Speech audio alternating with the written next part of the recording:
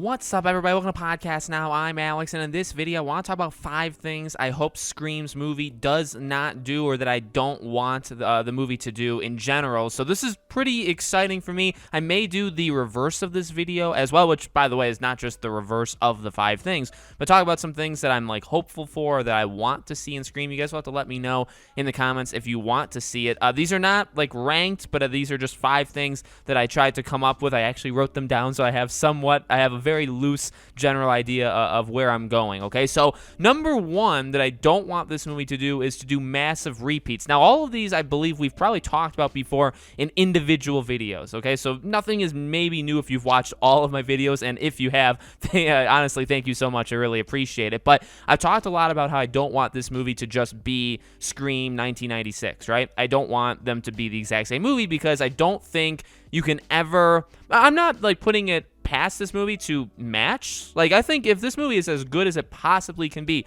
could it match or beat the first movie? I mean, anything is possible, okay? I don't want to take that option 100%. I don't think it's going to happen, but I don't want to take it away, right?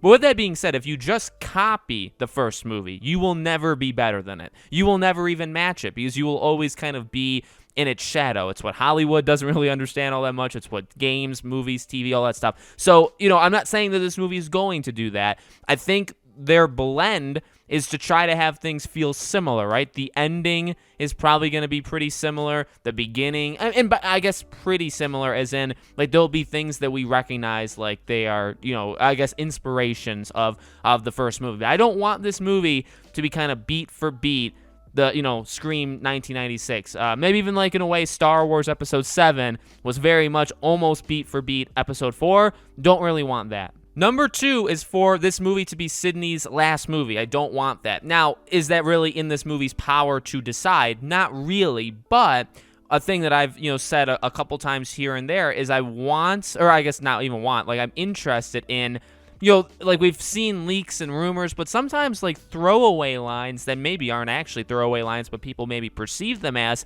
they can hold a lot of power. I was messaging you guys. I was actually responding to comments a couple videos ago, and one thing I was talking about in terms with Sydney is just a throwaway line like, hey, you know how to reach me, if you need me. Something like that. I mean, I don't know if that's in the movie or if like nobody's ever said anything, but if it is in the movie, like that has a possibility that you can bring her back. If it's not in the movie, I don't think it's a for sure thing that she can't come back, but I think it's, I guess leaving the door open that, she's gone. So we'll have to see how exactly they choose to do it. And, it's always a debate. I guess people don't even maybe necessarily agree with the idea she has to come back for 6. I mean, I really don't want this to be the last time we see Sidney Prescott. So it's in my opinion that I want her back for more.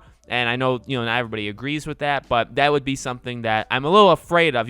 We've talked about leaving her ending kind of open-ended, right, where they leave the option. I don't think they're going to make it where they definitively say, no, she's completely done, but I also don't think they're going to definitively do something where she's going to be, like, back in. Like, she moves in next door to Sam, and it's like, oh, there's your, there's your, notice that, like, she's absolutely going to be tied to the next movie. No, I think they're going to leave it kind of in the middle. She'll leave, but, like, she could be called back in if she needs to be. And also, like, Gail, like, where's she going to go, right? So there is a possibility there, and that's what I hope that they end up doing. Another thing I don't want to be able to do with this movie is to call Ghostface too early. This is an obvious one. This would maybe be, if you were to rank them, maybe, like, the highest one in terms of priority and, fear of messing up, right? By the way, I'm not saying, like, this movie is going to make all of these mistakes or that I'm going and thinking they're... These are just, like, this is a video that I've, done. It's a cool series. I think it's fun. I think it gets a lot of reactions, and that's, it's entertainment, and it's what we try to do here on YouTube for those that are kind of unaware. But,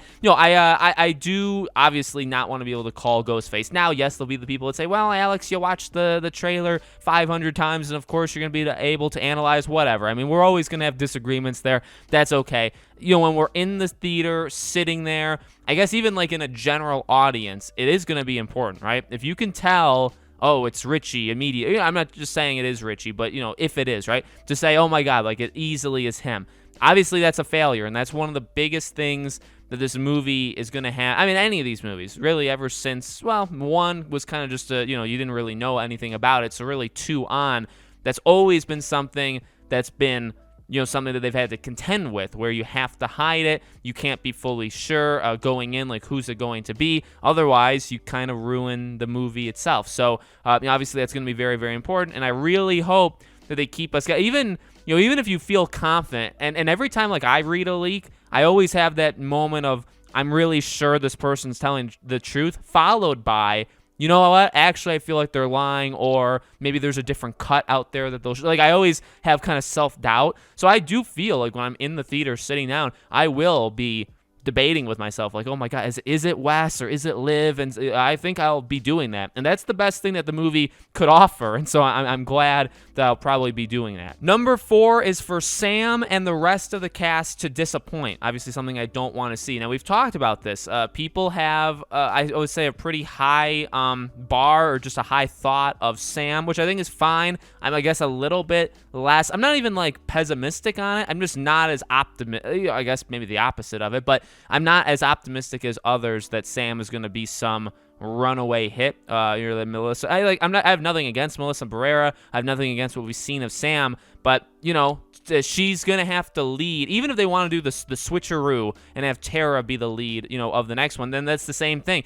Can Jenna Ortega really make a statement? And that's why I say Sam and the other characters. As I've said, a lot of them are going to die. Most of them are going to die, but some of them are going to live. And the ones that live are obviously the faces that go forward into the next movie. And, it's a hard thing to, like Neve Campbell as Sidney Prescott, like she's been, even, David Arquette, Dewey, and Courtney Cox as Gale, like these are the people. And yeah, you struck like lightning in a bottle, or you captured it in the first one, and then you're just safe. You're safe for a while, right? For 2, 3, and then 4, it's like, all right, well, now you really need to establish new characters, but it's very hard for literally any franchise. That's, I've said it before, like Pirates of the Caribbean. Very hard. It's my favorite franchise. Do you know how hard it is to replace Jack Sparrow? It's honestly almost impossible, because you just can't. I don't know, maybe something with the mind where it's like you have this legendary character. You can't really get a character that's better. The only really way I would say is like new franchise. Like the only way you can compete with characters in existing franchises, like the best of them, is probably, you probably can't. You know what I mean? So it's a really tough thing to do. And I guess maybe that's setting the expectation too high, that Sam needs to be as good as the other 3, or as Sydney, right, as like the final girl. Maybe that's not true. She just needs to be decent enough to lead them into future movies. But that's the real pressure. And I don't know how much pressure they feel.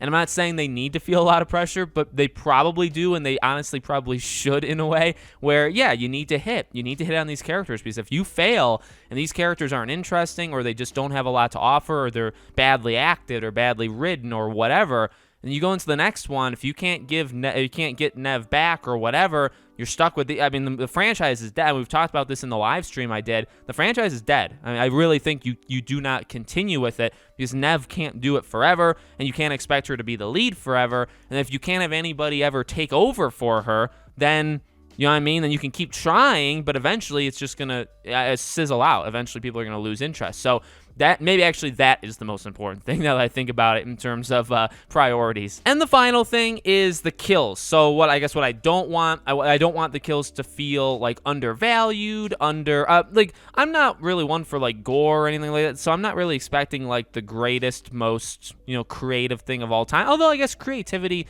is important when it comes to horror slasher films. So I guess, laziness when it comes to kills. I guess the main thing for me with kills though is impact. Like I don't want them to feel like they didn't happen, or that the characters don't. That's the tough thing, and I will stand by this. I know there's a very mixed opinion on the TV show, but what I do, and I actually really like it, but what I do think the TV show does well is have consequences, or show the characters afterwards. And granted, you can't do that with a movie, right? Because the movie, you only got like 2 hours to play with. You can't have like an entire episode of a character grieving, right? Because you don't have that time for a movie, where you do have that time for a show. So, again, granted, the show has some advantages that the movie can't have, but if this is the one where we lose like Dewey, like you need to make it, like there needs to be like a mourning scene in some way. I think there will be, but it needs to be good. You know what I mean? And even I would say for these other characters, this is your chance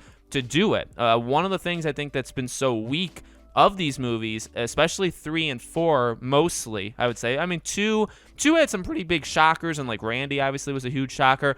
Not just actually for both of us, right? For like the audience watching, 3 and 4, a lot of the deaths weren't as impactful as they could have been, and a lot of that came down to like the characters themselves. So I guess that goes back to like the characters have to be good, because if you don't care about them and they die, then you know what I mean, then it's just over and doesn't really matter. You can only really, like 4, Kirby is the only one in my opinion that was like a pretty big impact on me, you know what I mean? And so again, like you have to make that impactful for us, the viewers, but I also would like there to be a little bit of impact for them, the group. And honestly, I think they've kind of messed that up in some ways since the beginning. Even like with Tatum, again, I know you have limited time, but like the fact that Dewey has never once mentioned her or anything, and Sydney, like, yeah, she saw the garage in 3 and stuff, but like that's it. I don't really think that's good enough. So really, I think this has always been kind of a weak spot, and it's maybe a horror thing. But this movie, I think, is better than that. Better than just a classic like normal horror where people die and then you just kind of move on immediately. You don't have to always do that. You know what I mean? I don't know what people's general opinion is on that, but I think now what I will say to end this video on this point, I think because you're linking everybody with each other, which is a good move, I think you increase like how much we're going to like them, and I think you increase how close they are. Like you have estranged relationships here, you have relationships in general, like romantic, you have like sister relation, you know what I mean? You have so many different things going on. They're in like a friend circle. So I think there will be weight when they go. And I think that's, and like Dewey, you don't have to do much, you know what I mean, to get us to like feel something for losing him. And you don't have to do much for Sydney and Gale. Like they should know how to, you know what I mean, do that. So we'll see how it all goes. But those are my 5 things. Again, I can definitely do the reverse of this video if you guys want to see it. I don't know exactly when the video is going up, but I know we're getting very close to Scream coming out. So let me know what you guys think. Make sure you're subscribed, bell icon turned on. If you want to follow me anywhere else, I have a Twitter, I have a second YouTube channel, I have Patreon and YouTube memberships. Links for them all are in the description below. Thank you guys for watching, and I hope to see you all on the next video.